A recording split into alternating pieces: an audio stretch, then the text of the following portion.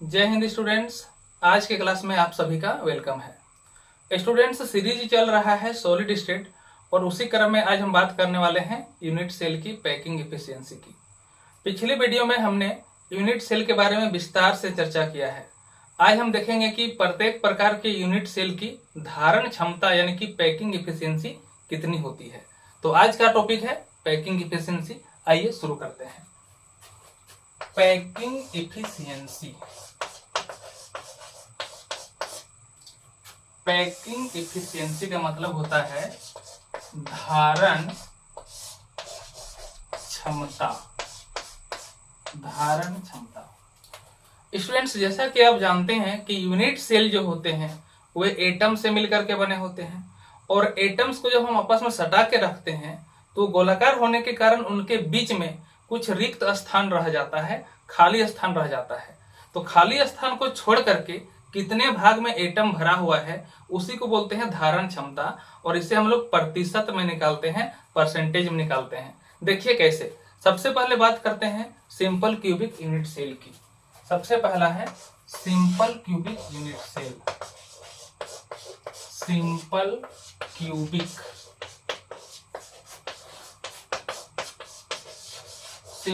Cubic unit cell, SC cell.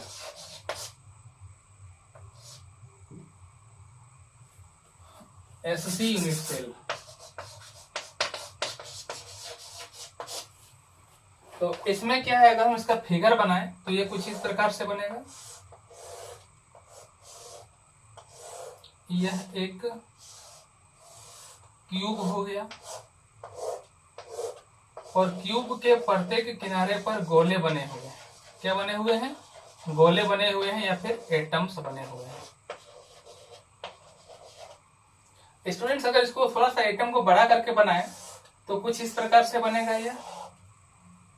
ये भाग भरा हुआ है और बीच वाला भाग क्या है? ये भाग खाली है। ये सब खाली भाग दिख रहा है। तो यह जो यूनिट सेल है इसका कितना परसेंट भाग भरा हुआ है, यही है पैकिंग एफिशिएंसी। तो इसे हम निकालते कैसे हैं? इसके लिए हम लोग एक सिंपल सा फॉर्मूला यूज करेंगे। कौन सा? पैकिंग एफिशिएंसी का। PE इक्वल टू क्या होता है?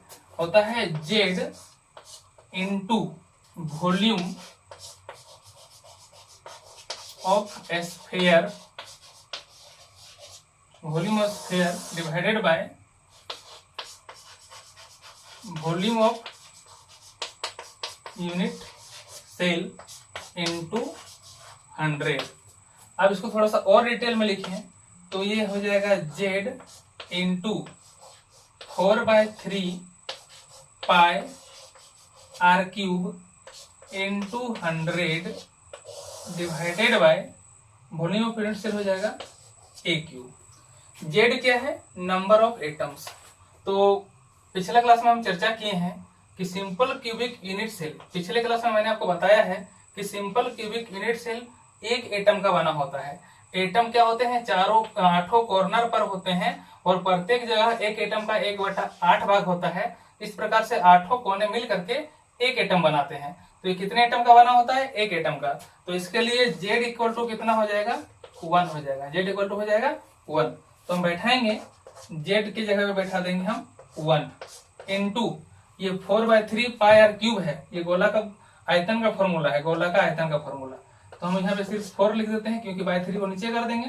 4 पाई है तो पाई का मान होता है 22/7, तो 22 लिख देते हैं। 7 को हम नीचे कर देंगे into R cube into 100 divided bye 4/3 था तो 3 नीचे लिख देते हैं। 22/7 था तो 7 को भी नीचे लिख देते हैं। उसके बाद A क्यूब है तो A क्यूब की जगह पे हमें क्या लिखना है? ध्यान दीजिएगा, यहाँ पे R क्यूब है, यहाँ पर A क्यूब है और इसके लिए हमें क्या करना पड़ेगा? A और R के बीच का जो रिलेशन है, जो कि पिछले वीडियो में हम चर्चा किए हैं, उसे लिखना पड़ेगा। तो A इक्वल टू क्या होता है? A इक्वल टू होता है 2R सिंपल क्यूबिक के लिए। ये A हो गया ना, साइड A, और इसका जो वैल्यू होता है वो 2R के बराबर होता है, 2R के बराबर होता है। तो जहां पर A क्यूब है वहां पर हम लोग लिखेंगे 2R का क्यूब, ये लिखेंगे। जब हम लोग इसको सॉल्व करेंगे तो हमें क्या मिलेगा? हम थोड़ा इधर लिखते हैं क्योंकि हो सकता है दिखाई नहीं पड़ रहा होगा। हम इसे सॉल्व करेंगे तो क्या लिखेंगे? हम लोग लिखेंगे 4, 1 इंटू 4 4 हो जाएगा। 4 into 22 into R cube into 100 divided by 3 into 7 into A की जगह पे 2r का क्यूब लिखे हैं, तो उसका क्यूब करेंगे तो कितना हो जाएगा 8r क्यूब हो जाएगा। यहाँ से r क्यूब और r क्यूब कट गया, यहाँ से ये 11 से और ये 4 बार में कट गया, ये 25 चौके 100 कट गया। ठीक है, बात देखिए हम इधर भी काट सकते थे 4 4। अब आगे देखिएगा, अगर इक्वल अगर हम लोग करेंगे इसका तो हमें क्या मिलेगा, हमें मिलेगा 4 गुना 11 गुना 25, मतलब 25 चौके 100 और ये 1100 मिलेगा। कितना मिलेगा 1100 बटे 7 तिहाई 21, ये कितने में आएगा परसेंटेज में आएगा, तो 1100 बटा 21 मतलब हो जाएगा 52.4%। ये पैकिंग इफिशियंसी हो गया सिंपल क्यूब का, कितना होता है 52.4%। तो ये हो गया सिंपल क्यूबिक यूनिट सेल का पैकिंग इफिशियंसी। इसी फॉर्मूला पर सिर्फ जेड का मान अलग अलग लिख करके हम सबका निकाल सकते हैं। आइए देखते हैं कैसे निकालते हैं। दूसरा है BCC unit cell, body centred cubic unit cell. BCC unit cell की बात करते हैं और आपको बताया है कि बीसीसी यूनिट सेल के लिए जेड इक्वल टू कितना होता है 2 होता है, ये 2 एटम का बना होता है, और ए इक्वल टू कितना होता है 4/√3 आर होता है। आर का वैल्यू आपको बताए थे हम कितना, आर इक्वल टू 4√3/4a, ये आपको वैल्यू हमने निकाल के बताया था। तो अगर हम लोग ए को लिखेंगे तो ए का क्या हो जाएगा 4/√3r होगा, ये हो जाएगा। अब पैकिंग इफिशियंसी देखते हैं पीई, तो पीई का जो फॉर्मूला है उसी फॉर्मूला और बैठा देंगे बीसीसी के लिए भी। क्या फॉर्मूला है Z into volume of sphere into 100 divided by A cube, ये फॉर्मूला है। इक्वल टू जेड, बीसीसी के लिए जेड का वैल्यू कितना हो जाएगा 2 हो जाएगा, into volume of sphere 4/3 pi R cube into 100 हो जाएगा, और डिवाइडेड बाय हो जाएगा वॉल्यूम ऑफ यूनिट सेल यानी कि ए क्यूब, साइड का क्यूब।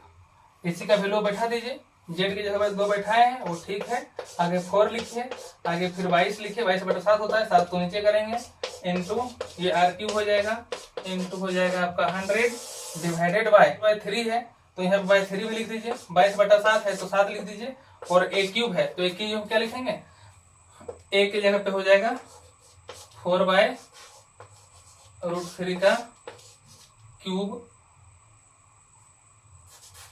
आर का क्यूब। आगे इसको अगर हम लोग सॉल्यूशन करते हैं तो आगे हम क्या मिलेगा देख लीजिए, आगे मिलेगा हम लोग को 2 गुना 4 गुना 22 गुना आर क्यूब गुना 100 डिवाइडेड बाय 3 गुना 7 गुना ये 4 का क्यूब कितना हो जाएगा 4 चौके 16 चौके 64 64 गुना आर क्यूब डिवाइडेड बाय 3√3 हो जाएगा।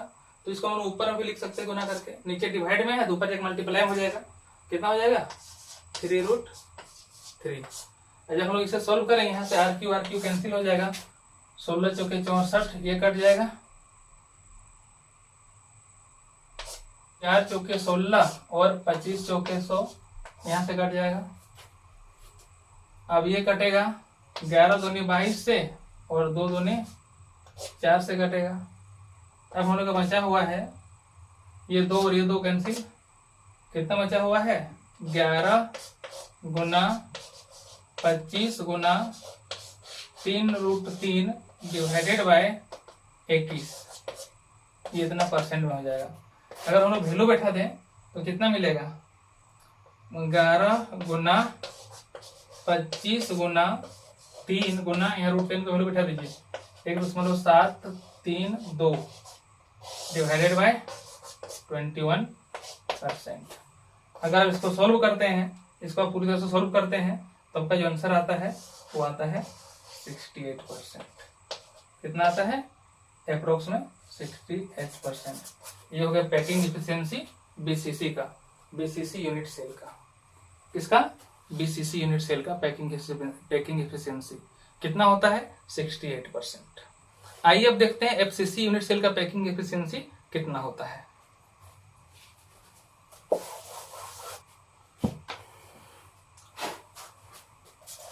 FCC face centred cubic unit cell ये तीसरा है, और इसके लिए मैंने आपको बताया था कि जेड का वैल्यू कितना होता है, 4 होता है। एफसीसी में जेड का वैल्यू होता है 4 और ए का वैल्यू कितना हो जाता है 2√2r। तो हम लोग उसी फॉर्मूला बैठाएंगे जो पिछला हमने फॉर्मूला बैठाया था। पैकिंग इफिशियंसी पी का वैल्यू कितना हो जाएगा Z into volume of sphere, जी स्फीयर लिखते हैं शॉर्टकट में, volume of sphere into 100 divided by A cube, यही होता है। इक्वल टू जेड कितना है यहाँ पे, जेड है आपका 4, वॉल्यूम ऑफ स्फीयर कितना होता है 4/3 पाई आर क्यूब इंटू कितना है, इंटू है 100 डिवाइडेड बाय कितना है आपका ए क्यूब। तो हम क्या करेंगे, इसे बैठाएंगे, ये 4 इंटू फिर से 4 इंटू ये 22 22/7 होगा, 7 नीचे लिख देंगे, कोई दिक्कत नहीं है।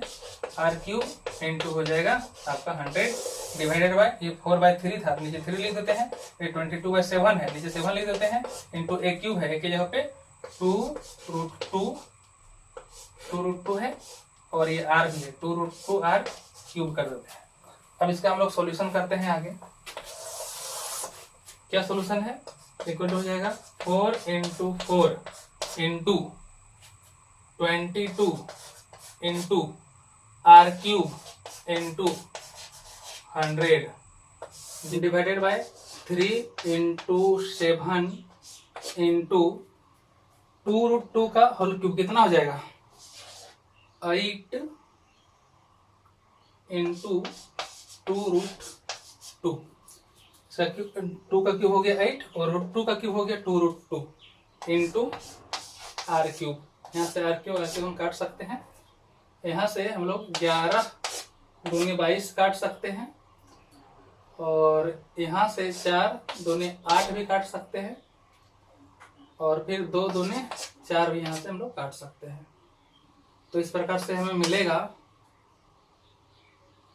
और तो कुछ नहीं कटेगा, मिलेगा 2 गुना 11 गुना 100 डिवाइडेड बाय, एक और कटेगा, √2 को यहाँ पे हम लोग √2 लगा करके यहाँ पे हम लोग इसे काट सकते हैं। तो हमें मिलेगा √2 गुना 11 गुना 100 बटा 21। इसका मतलब हुआ 1100 √2 बटा 21 और इसका मतलब हो गया 1100 गुना √2 का वैल्यू होता है 1.414 डिवाइडेड बाय 21 और जब हम इसका कैलकुलेशन करते हैं तो हमें मिलता है 74%। तो पैकिंग एफिशिएंसी जो होता है एफसीसी का वो होता है 74%। तो स्टूडेंट्स आपको पैकिंग एफिशिएंसी अच्छे से समझ में आ गई होगी। आइए अब बात करते हैं डेंसिटी ऑफ यूनिट सेल की। Density of unit cell, density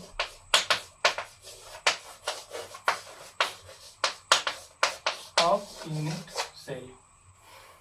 students density का लिए सिंपल सा फॉर्मूला होता है डेंसिटी।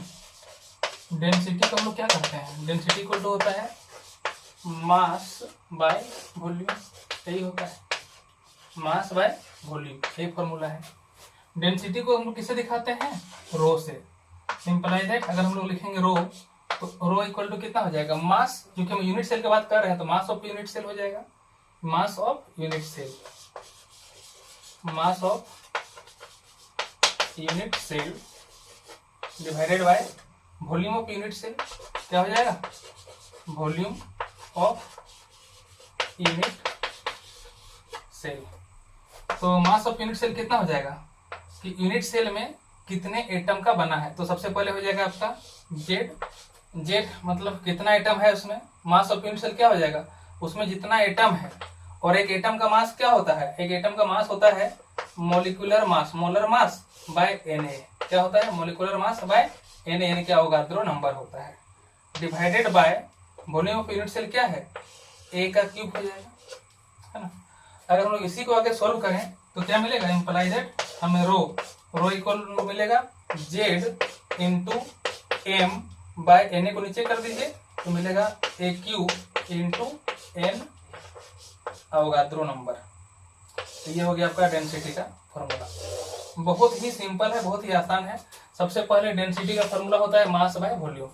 तो किसका मास हो जाएगा? यूनिट सेल का। वॉल्यूम किसका हो जाएगा? यूनिट सेल का। तो यूनिट सेल का मास कितना हो जाएगा?